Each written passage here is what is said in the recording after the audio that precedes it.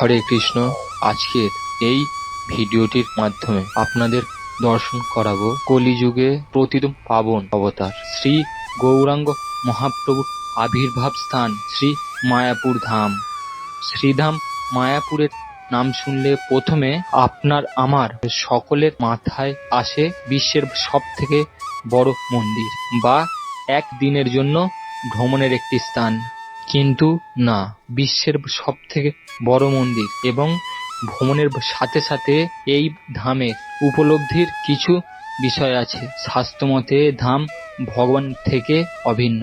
তো আসুন আজকের এই ভিডিওটির মাধ্যমে শ্রী মায়াপুর ধামকে কিছুটা উপলব্ধি করার প্রয়াস করি এবং আসুন আমার যাত্রার প্রথম মুহূর্ত থেকে আজকের এই ভিডিওটি শুরু করি।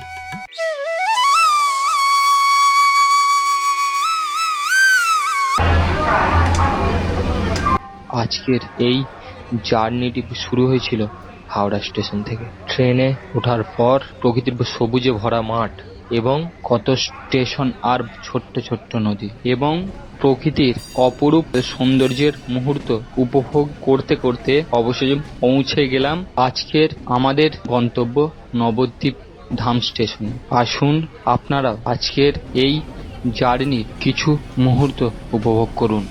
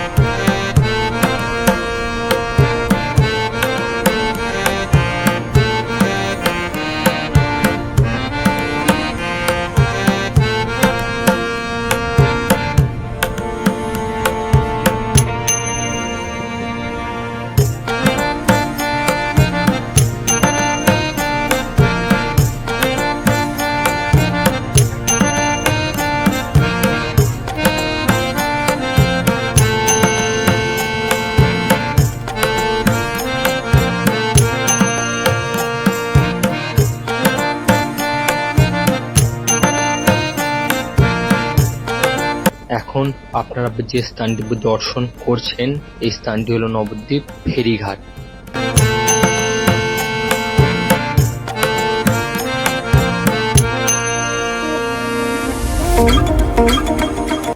শাস্ত্র মতে শ্রী মায়াপুর ধাম শ্রীমতী রাধারানী নিজে সৃষ্টি করেছেন এবং ভক্তরা এই স্থানকে নব বৃন্দাবনও বলে থাকে এবং এই স্থানে সমস্ত পবিত্র তীর্থ নিবাস করেন।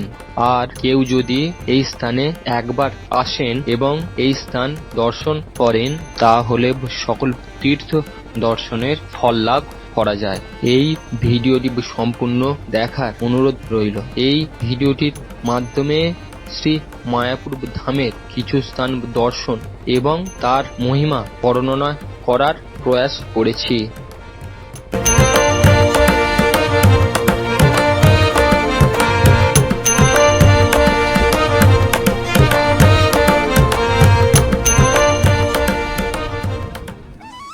এখন আপনারা যে স্থানটি দেখছেন এটির নাম হলো ভজন কুটির।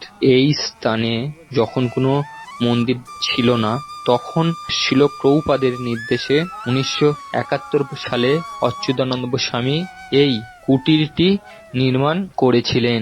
এখন এই স্থানে 24 ঘন্টা অখণ্ড হরিনাম সংকীর্তন হয়ে থাকে এবং এই স্থানে শিল প্রভুপাদের শ্রী বিগ্রহ আছে এবং আর আছে গৌর নিতাইয়ের অপরূপ সুন্দর বিগ্রহ। আপনারা মায়াপুরে আসলে অবশ্যই এই স্থানটি দর্শন করবেন।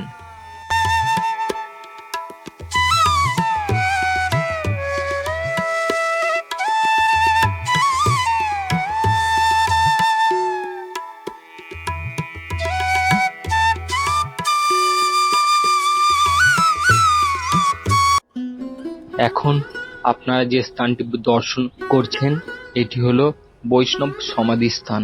শাস্ত্র মতে সাধুগুরু বৈষ্ণবের কৃপা ছাড়া ভগবানের কৃপা লাভ করা যায় না।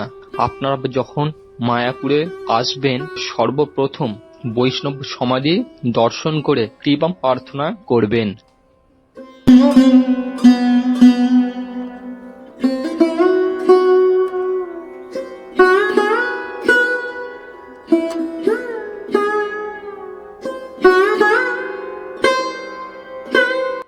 এটি হলো শিল ভক্তিচারু স্বামী মহারাজের সমাধিস্থান এবং এনার কৃপায় ইস্কনের যত গ্রন্থ আমরা বাংলা ভাষায় পেয়েছি, কারণ ইনি সমস্ত গ্রন্থ শিল প্রভুপাদের নির্দেশে বাংলা ভাষায় অনুবাদ করেছেন। তাই এই সমস্ত মহান বৈষ্ণবদের কাছে আমরা গভীরভাবে ঋণী এবং এই সমস্ত মহান বৈষ্ণবদের সর্বদা শ্রদ্ধা এবং প্রণাম নিবেদন করা উচিত। এবার আসুন আপনাদের মূল মন্দিরে ভগবানের দর্শন করাই। প্রথমে মন্দিরে প্রবেশ করেই আপনারা পঞ্চতত্ত্বের অপূর্ব সুন্দর শ্রী বিগ্রহের দর্শন করবেন এবং তার সাথে সাথে শ্রী শ্রী রাধা মাধব, অষ্টসখী এবং প্রহ্লাদ নৃসিংহদেব ভগবানের অপূর্ব দর্শন করবেন। তো আসুন আপনারা সকলে ভগবানের দর্শন করুন।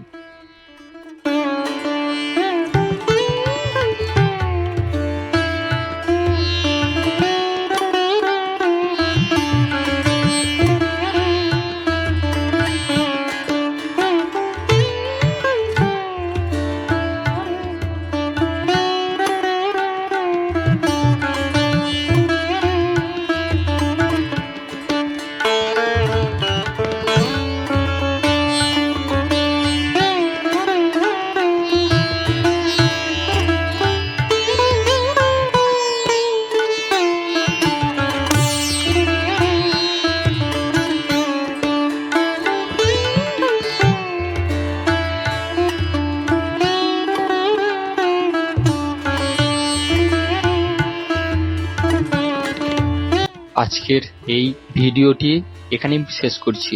এই ভিডিওটি আপনাদের কেমন লাগলো অবশ্যই জানাবেন। দেখা হবে আবারও পরবর্তী কোনো ভিডিওতে। আপনারা সকলে ভালো থাকবেন, সুস্থ থাকবেন এবং সর্বদা ভগবানের স্মরণ করবেন। হরে কৃষ্ণ।